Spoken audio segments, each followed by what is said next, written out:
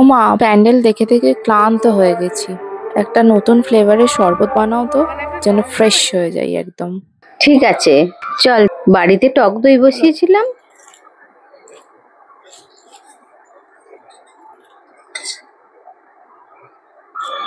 আজকে রামতুলসীর পাতা আর শালুক ফুলের ফ্লেভারের শরবত বানিয়ে দিচ্ছি, খেয়ে দেখ কেমন লাগে।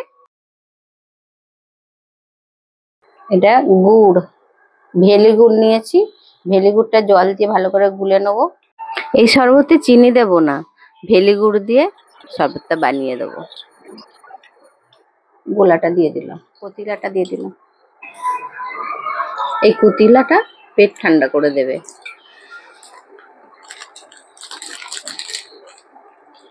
যে সন্দক লবণ দিয়ে দিলাম। এই শালুক ফুলের পাপড়িগুলো আমি এই যে বেটে নিয়েছি, এই বাটাটা দিয়ে করবো।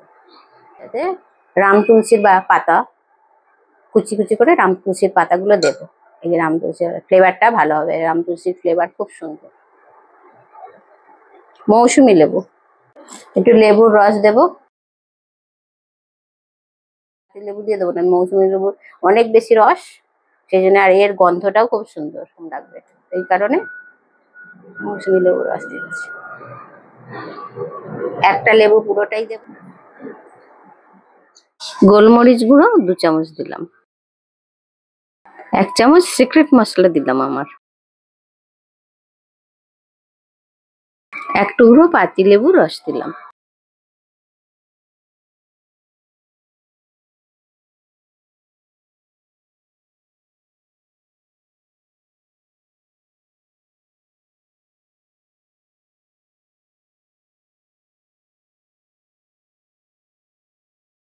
শালুক ফুল আর রামতুলসী পাতা দিয়ে সাজিয়ে দিলাম। এবার খেয়ে দেখ, ফ্লেভারটা হেভি সুন্দর হয়েছে।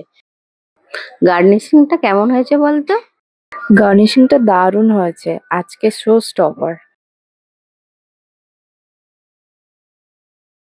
দারুণ হয়েছে, তুই এবার খেয়ে দেখ। এটা খেয়ে মনে হচ্ছে নবমী দশমীর প্যান্ডেল গুলো আরো ভালো করে দেখতে পাবো, বেশ গায়ে জোর পেলাম।